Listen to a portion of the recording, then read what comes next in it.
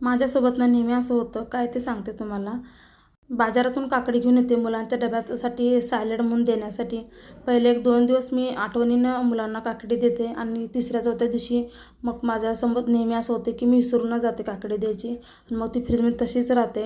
आज पण तसंच झालं. मुलांच्या डब्यासाठी काय बनवायचं तुम्ही फ्रीजमध्ये बघते तर काकडी होती.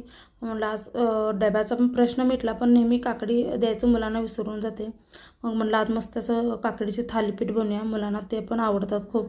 आणि खूप सोपी पद्धत आहे. काकडी किसून घ्यायची आणि साल न काढताच किसायची.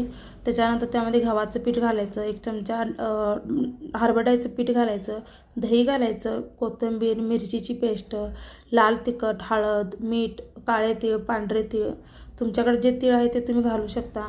1.5 चमचा तेल घालायचं आणि पाणी न घालता सुरुवातीला मळून घ्यायचं. म्हणजे आपल्याला पिठाचा अंदाज येतो की आपल्याला पीठ किती घालायचं आहे. मला अजून थोडं पीठ लागत होते म्हणताना मी अजून थोडं गव्हाचं पीठ घातलं आणि थोडं थोडं पाण्याचा हात लावून मऊसर असं हे पीठ मळून घेतलं.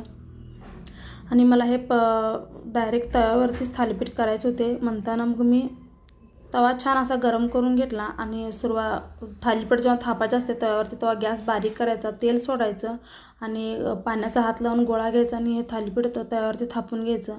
तुम्हाला जर असं जमत नसेल तर तुम्ही कापडावरती थालीपीठ थापू शकता, जसं आपण धपाटे बनवतो तशा पद्धतीने. आणि हे थालीपीठ दोन्ही बाजूने छान असं खरपूस भाजून घ्यायचं.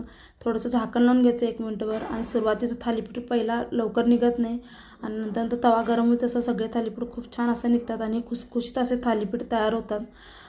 मुलांना पण वेगळा काहीतरी नाश्ता किंवा डब्याला वेगळं काहीतरी होतं, त्यावरती लोणी नक्की लावा. लोणी लावल्यामुळे चव त्याची खूप छान लागते. आणि ही रेसिपी तुम्हाला कशी वाटली नक्की सांगा आणि इथपर्यंत आलाय तर चॅनलला नक्की सबस्क्राईब करा.